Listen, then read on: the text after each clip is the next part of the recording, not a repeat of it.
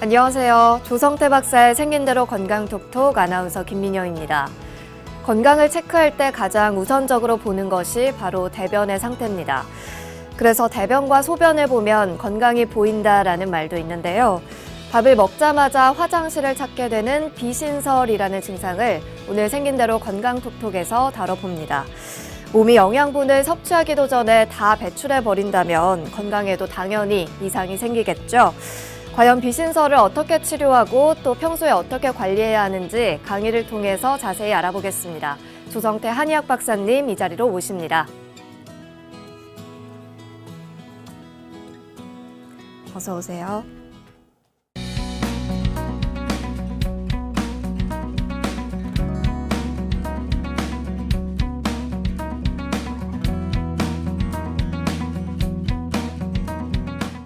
네, 오늘 첫 번째 주제는 밥을 먹자마자 화장실을 찾게 되는 비신설, 이런 주제입니다. 우리가 음식을 먹으면 그게 피가 되고 살이 되고 모든 곳에 영양분이 빠져나온 다음에 대변이 나와야 되는데 먹자마자 화장실을 간다. 이거는 화장실 좋은 일만 하는 겁니다. 내 몸 좋으려고 음식을 먹었는데 화장실 좋은 일만 하는 겁니다. 그런데 이게 간단하게 치료되는 이러한 식적설이나 이런 것도 있지만 사실 식적설도 그렇게 쉽게 치료되는 건 아니에요. 그렇지만 몇 년씩, 10년씩 이렇게 설사가 나와서 고생을 하는 사람들이 있습니다. 이것을 한의학에서는 비신설이라고 합니다. 말하자면 비장과 신장이 연관된 설사라 이런 얘기예요. 근데 이 설사도요, 쫙쫙 하는 설사가 아니라 삐질삐질한 설사입니다. 비장과 신장이 연관된다는 것은 어떤 사람이 잘 나타나느냐?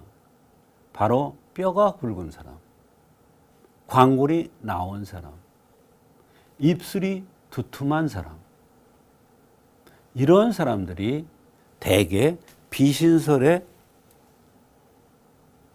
노출되고 비신설로 고생하는 사람들이 많이 있습니다.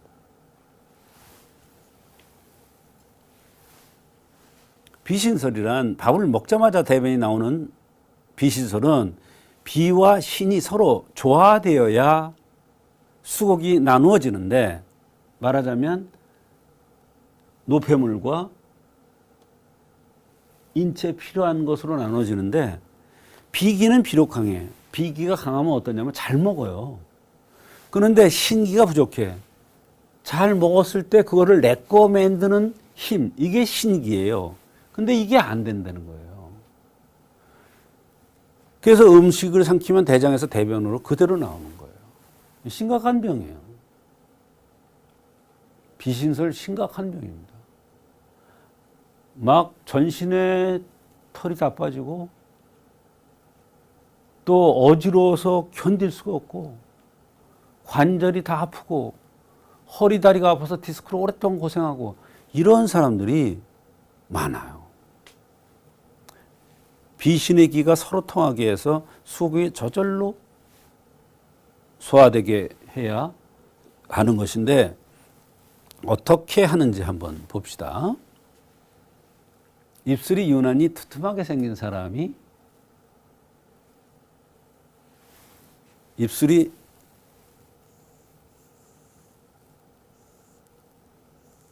이렇게 생긴 사람이 있고 입술이 유난히 두툼하게 생긴 사람이 있어요. 크죠, 입술이? 작지 않아. 이건 작지요.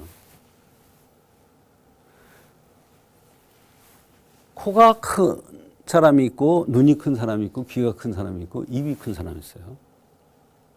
요걸 금수라고 그러고 요걸 비신이라고 그래요. 간패, 심간, 이런 이치가 있습니다. 그래서 눈이 나쁠 때 간해에서 오느냐 화해에서 오느냐. 귀가 큰 사람이 왔을 때 금수라고 그랬어요. 호흡기로 오느냐 근본이 약해서 호흡기가 나빠졌느냐. 근본이 나빠서 호흡기가 나빠서 기침을 오랫동안 해요. 이걸 보지 않고 치료가 안 돼요. 입술이 두툼한 사람들이 요거는 비신이라고 그랬어요. 비신. 입술을 되게 비장으로 보잖아요. 두툼하게 생긴 사람. 입술이 두툼한 사람들을 보면 어때요? 구취가 많이 나요. 입안이 잘 얼어요. 욕심이 많아요. 무슨 욕심? 먹는 거에 대한 욕심. 실제로 내 거 만들려는 욕심이 엄청 많습니다. 그러니까 언제나 병이 오는 거예요. 그런데 받침인 콩팥이 받쳐주지를 못해요. 그래서 대표적으로 나타나는 게 비신설이에요. 거기 비신설에는 이신환이나 이런 약들을 쓰는데 이 약이요. 설사를 멈추게 하는 약이 들어가 있지가 않아요. 비장과 콩팥이 제대로 역할을 하게끔 해주는 약이 들어가면 저절로 대변이 정상화되는 거예요. 비신설로 생기는 심각한 병들은 어지럼증이에요. 만성 어지럼증. 어떤 환자가 왔는데 벽을 이러면서 들어와요. 벽을 이러면서. 어지러워서 저러는구나. 딱 알 수 있을 정도로 너무 제대로 걷지를 못하는 거예요. 근데 보니까 여성인데 뼈가 굵고 남자같이. 근데 또 입술이 두툼하게 생겼어. 근데 입술만 두툼한 게 아니에요. 입술이 두툼하게 생겼는데 요게 딱 점이 하나 있어. 이건 뭐냐? 의사요. 저기를 봐주시오. 요걸 보고 치료해 주시오. 이런 뜻이에요. 어디에 점이 생긴다. 어디에 혹이 생긴다. 의사가 그걸 보고 치료를 해야 되는데 그 원리를 모르기 때문에 치사됐어. 그러니까 안 낫는 거지. 비신선이 날 리가 없어요. 탈모, 전신의 모든 털이 빠지고 만성 허리 통증, 허리 디스크, 만성 피로와 정력 감퇴가 옵니다. 설사를 삐질삐질 할 때는 중요하게 생각하는데요. 탈모가 오고 전신에 털이 빠지면 난리가 난 거예요. 그때는. 호르몬 썩어도 돼요? 안 돼요. 밑으로 새는 거를 막아줘야죠. 허리 디스크 왔어요. 허리에다 침 놓고 뭐 허리에다 뭘 해고 안 나요. 밑에 새는 거 비신설을 막아줘야 돼요. 정력 감퇴. 뭐를 먹는다. 웃기는 얘기예요. 새 나가는데 발기가 돼요? 안 되지. 이걸 막아줘야죠.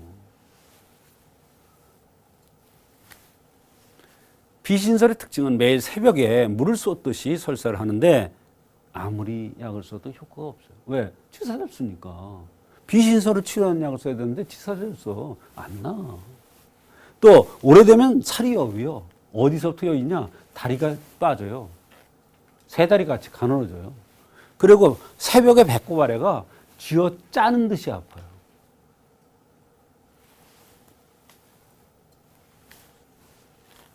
비신설과 구별해서 그러니까 입술이 두툼한 사람들이 오는 병이 비신설이라고 그랬는데 식적설도 입술이 두툼한 사람한테 와요.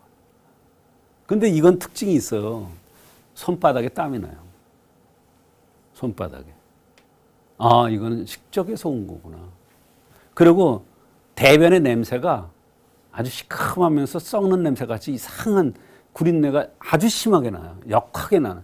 그게 식적설의 특징이에요. 비신설은 안 그래요.